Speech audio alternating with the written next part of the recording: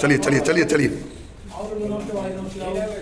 उसको काम करते हो तो वो सबसे पहला काम क्या होता है? एफआईआर को जब आती है तो उसके लिए सबसे पहला कदम आप क्या उठाते हो? एफआईआर आने के बाद सबसे पहले तो जो एफआईआर करने वाला जो कंप्लेनेंट है जिसने की है तो सबसे पहले तो उसको कॉन्टेक्ट किया जाता है, इसके बारे में उसकी क्या ग्रीवांसेज है, क्यों उसने एफआईआर की है, क्या प्रॉब्लम है, किस लिए क्या काम है, तो उसी से सारी डिटेल्स लेके जो उसकी ग्रीवांस है उसके आधार पर उसकी इन्वेस्टिगेशन शुरू हो जाती है, जांच शुरू कर देते हैं। किडनैपिंग की रिपोर्ट कितने घंटे बाद लिखी जाती है? एडवांस हाँ, किडनैपिंग की इन्फॉर्मेशन को मिलती है, किडनैपिंग की मिसिंग की जो भी सूचना हमें मिली, सूचना मिलती है उस पर तुरंत कार्रवाई की जाती है। ये तो कमांडो के लिए तो जब आप पढ़ो आगे जो वहाँ पे स्पेशल भर्ती होते हैं, जैसे पुलिस में भर्ती होती है ऐसे एनएसजी में जाते हैं। पुलिस वाले पुलिस से आपको पुलिस से एक पब्लिक सर्वेंट है, पुलिस मतलब जो काम करती है। एनसीसी के अंदर में क्या होता है, देखो मैन तो फोर्सेस के आधार पर है। एनसीसी में जो आप सीख रहे हैं तो मोस्टली फोर्स का ड्रिल है, और जो आपको मतलब जिसमें सर्टिफिकेट भी मिलते होंगे आपको, सी सर्टिफिकेट फलाना सर्टिफिकेट वो क्या होता है, जब भी आप फोर्स में आगे जब भर्ती होंगे तो आपको इसमें छूट भी मिलती है, रिलैक्सेशन मिलता है इसके आधार पर, और काफ़ी चीज़ें आपको इसमें सीख भी जाते हो जो आर्म फोर्सेस के बारे में होता है, ठीक नहीं? तो ये चीज़ आपको आगे फ़ायदा करती है। सर फिर एनसीसी का मतलब फ़ायदा और क्या क्या हो सकते हैं? एनसीसी के फायदा कर सकते हैं, एनसीसी के आधार पे आप एज ए आर्म सोल्जर होता है, उसी सोल्जर के आधार पे आप भी अपने आप को मतलब उस तरह से। अरे भाई एनसीसी एक मौका होता है आपके लिए एक सोल्जर की तरह जीने का, उसको समझ लेगा ताकि आपको पता चल जाए फौजी कैसे जीता है ना? क्या क्या आपकी ड्यूटी रहती है, मतलब देश की सेवा के लिए, देश की सीमाओं की रक्षा के लिए, और विशेष बड़ी बड़ी जो घटनाओं के लिए हमारी फोर्स यूज होती है। किसकी रिगार्डिंग है ये? और जो पुलिस है जो थाने को तो समझते हैं, पुलिस स्टेशन समझते हैं, ये हमारे रिकॉर्ड ये रीडर रूम है। ये जो आप बता रहे हैं ये रीडर रूम है, ये एसएचओ साहब, एसएचओ मतलब समझते हैं, स्टेशन हाउस ऑफिसर, थाना इंचार्ज, 3-5 उनके व्यापक उनके अंदर काम करते हैं, वो एडमिनिस्ट्रेटिव ऑफिस है, सारी चीज यहीं से होती है, जो हम सारा कंप्लेंट जो होती है, जो रिकॉर्ड भी होता है वो सारा हम काम करते हैं। इसके अलावा मतलब जो है एक रिकॉर्ड ब्रांच होती है जिसमें केसेज एफआईआर वगैरह का रिकॉर्ड वगैरह होता है, 4-5 क्या मुकदमा हुआ वो रिकॉर्ड, 4-5 से 17 ये सारी चीजें। क्या ये ऑर्डर था ना? ये चलिए खाना पीना नहीं, ये तो देखो दिल्ली जेल विभाग का पार्ट है, पुलिस का काम तो जेल तक जाना होता है, बाकी और भी जगह। गुड इवनिंग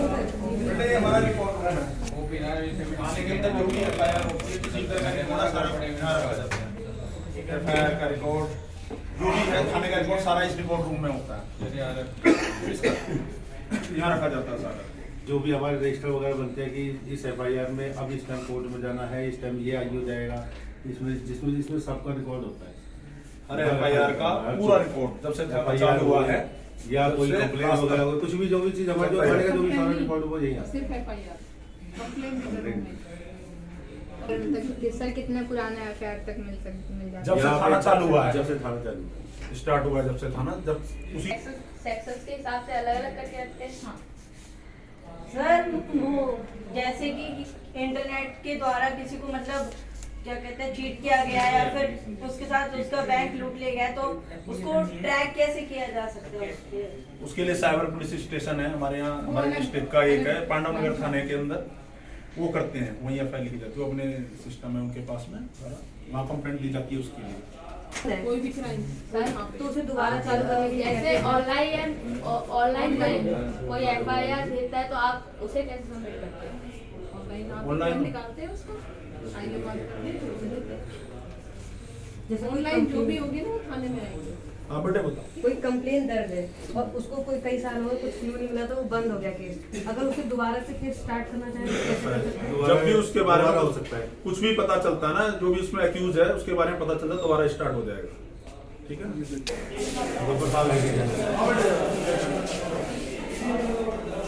तो सवाल पूछ रहे थे ना कि केस में कैसे करते हैं, क्या नहीं करते हैं। थोड़ा सा इधर हल्का सा, जब कोई एफआईआर हो जाती है, सुन लो मैं आपको बताया तो जो भी कोई एफआईआर हो जाती है वो इनके पास आती है, एक आईओ अपॉइंट करा जाता है, ठीक है। जैसे कोई एफआईआर आई उस पे एक आईओ अपॉइंट हुआ, वो इनके पास आएगी, आगे की इन्वेस्टिगेशन ये करेंगे, ठीक है ना।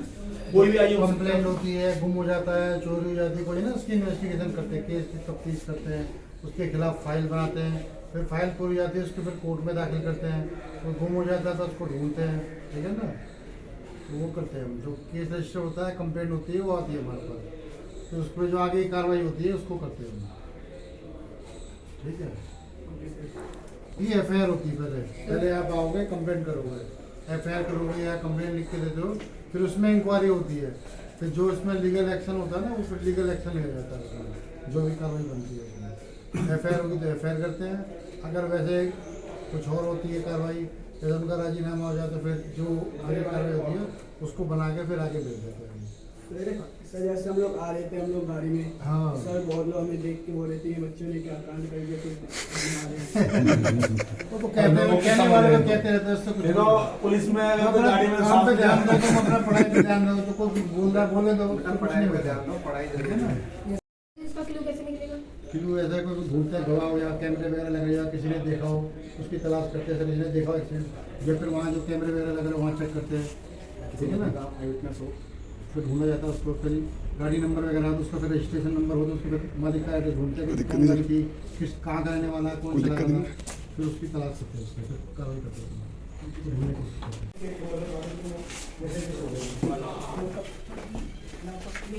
ये है लॉकअप, मेल फीमेल।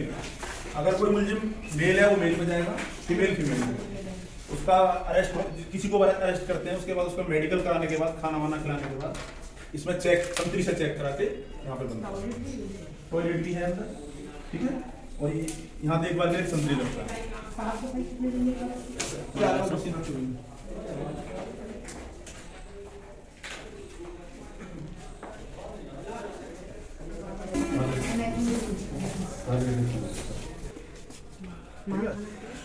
अब मैं बताऊंगा, इसे कहते हैं माल खाना। माल खाने में क्या होता, जितने भी मुकदमे होते हैं और उनमें जो केस प्रॉपर्टी होती है, केस प्रॉपर्टी किसी में पैसे हो गए, किसी में कोई हथियार हो गया, मान लो जुआ का मुकदमा तो ताश के पत्ते पैसे वो हो गए, तो वो सब हमारे पास जमा होते हैं, उसे कहते हैं माल खाना। तो फिर मुकदमा चलता है कोर्ट में। अब जैसे ही कोर्ट हमसे मंगाती है, सम्मन आता है तो हम फिर लेके जाते हैं, एविडेंस जमा होते हैं सब। इसमें एक मालखाना होता है असले का, ठीक है, इसमें हमारे पे आर्म्स वगैरह होते हैं, हमें सरकारी पिस्टल वगैरह, पिस्टल असला जो भी है, इसमें वो भी आर्म्स वाला भी है और माल, ये जो केस प्रॉपर्टी, जो भी केस की प्रॉपर्टी है वो वाला, दोनों, ठीक है? उसमें एक इंचार्ज होते हैं जो ये हेड कांस्टेबल, ये दोनों। अगर आप ऑफ ड्यूटी हो तो आप गन्ने रख सकते हो अपने पास, नहीं रख सकते ऑन ऑफ ड्यूटी ड्यूटी नहीं रहता, सर ऐसे तो पर पुलिस तो 24 घंटे ऑन ड्यूटी रहती है।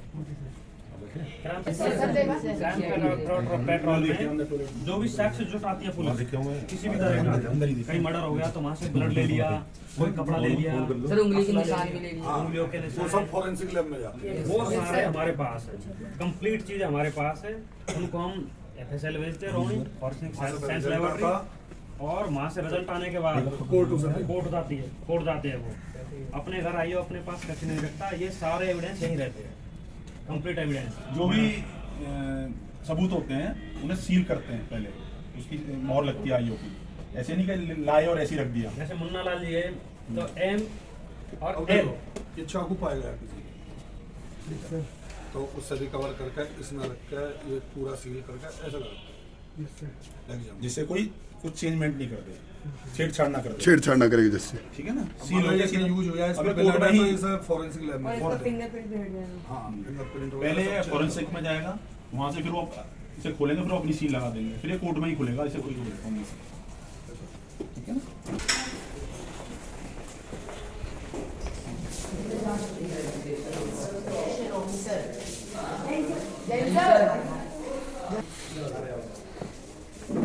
सर मैं आपसे जानना जमाना नहीं कर रहा ना, पूछ लो इंफॉर्मेशन लेने किस चीज के बारे में। सर खाने में पहली बार आए हो,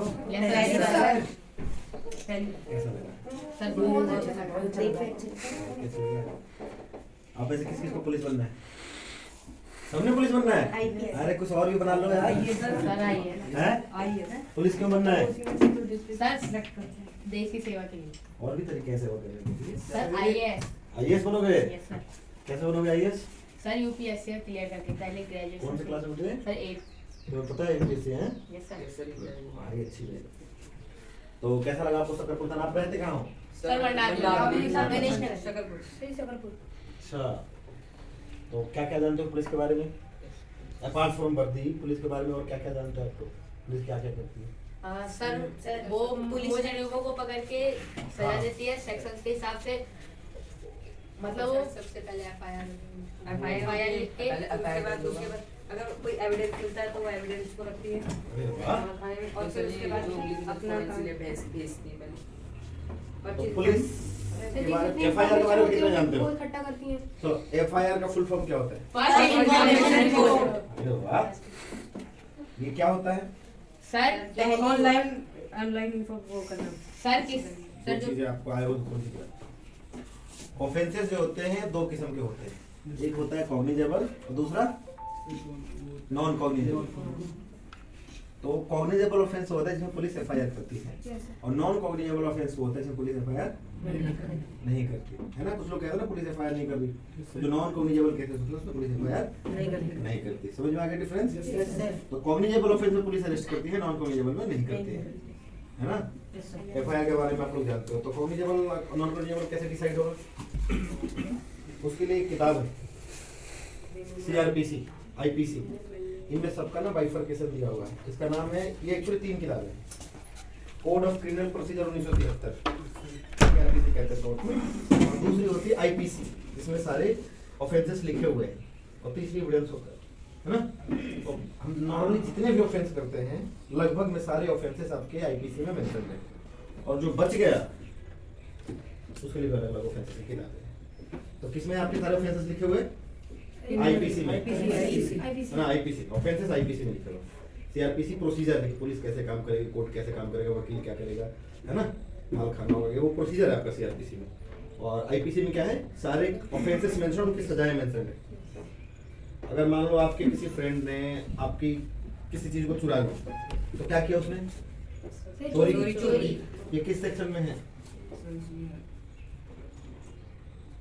379 नहीं आता, एकदम मेंशन है यहाँ पर, है ना। एक थोड़ा सा आप किताब में देखी, 379 को पढ़ते हैं तो ऐसे भाषा में लिखी हुई है। तो क्या लिखा है 379 में?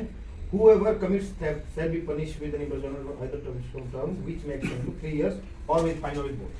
जो भी इंसान चोरी करेगा उसको या तो 3 साल तक की सजा हो सकती है, 3 दिन की भी हो सकती है, और 3 साल तक की, या फाइन हो गया, दोनों। ऐसे ही हर ऑफेंस का, आपने किसी को पीट दिया, उसका सर फाड़ दिया, वो भी किसी सेक्शन में कवर्ड होगा। उसी सेक्शन के हिसाब से पुलिस केस डिसाइड करती है और कोर्ट से जाती है, अगर आपका प्रूव हो गया तो। और कुछ जानना है आप लोगों को पुलिस के बारे में? पूछो, सारे पूछो, कुछ भी। सर अगर कोई सच्ची कोई एक मर्डर करके सोचे उसको उम्र कैद होती है कि फांसी होती है? वो जज डिसाइड करता है। उम्र कैद का भी ऑप्शन है, फांसी का भी है। तो उम्र कैद सर्टेन सर्कमस्टेंसेस में होता है। एक नॉर्मल, अगर मान लो किसी आदमी को छोटे जो बुरी तरह से पीट दिया, तो मतलब किस प्रकार का आपने ऑफेंस कर रखा है। मर्डर भी तो किसी में होता है ना, एक ने चाय में जहर मिला के दे दिया, ये भी एक मर्डर हो गया।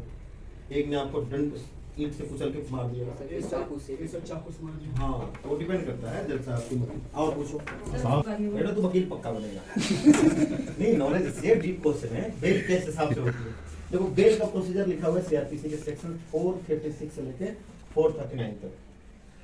बेल कैसे अब ये तो इंसान ही इंसान की बेल करवा सकता है, और जैसे गाड़ी की बेल करवा सकती है, ऐसा भी होता है ना सर? कहते हैं गाड़ी, ऐसा मैंने सुना है। गाड़ी की बेल नहीं होती, किसने बोला? सर ऐसा मतलब जैसे गाड़ी, जैसे एक एक्सीडेंट हो गया उस गाड़ी से, तो उस गाड़ी को जब्त कर लेते हैं, मतलब सीज कर लेते हैं। उसी मैंने सुना है कि जैसे उस गाड़ी की बेल करवाने के लिए उसी हिसाब की गाड़ी से उसकी बेल होती है।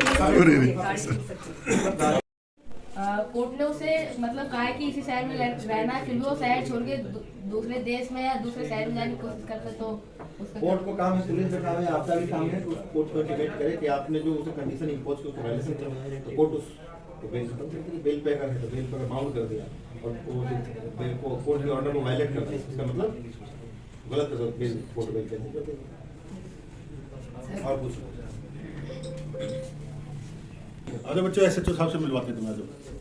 ठीक है बच्चों। सर एक सवाल, जैसे पुलिस को सस्पेंड कर देते हैं सर, जैसे अगर उसने ऐसा काम नहीं करा हो, उसको सस्पेंड किया जाए, तब भी अगर उसके ऊपर झूठे एविडेंस बना के उसको सस्पेंड करवा दिया जाए, तो फिर अब वो अपने आप, अब तो वो पुलिस ऑफिसर रहा नहीं, तो वो क्या करेगा अपने करेगा, पुलिस ऑफिसर तो है वो, केवल उस जो चीज मतलब वर्दी का यूज नहीं करता, वर्दी वाले फायदे हैं उसे नहीं मिलते, अपना केस अपना स्ट्रॉन्ग करेगा वो। सर जब वो वकील भी सस्पेंड कर सकता है, हर इंसान के भारत में सेम राइट्स है। सर जब वो सस्पेंड करेगा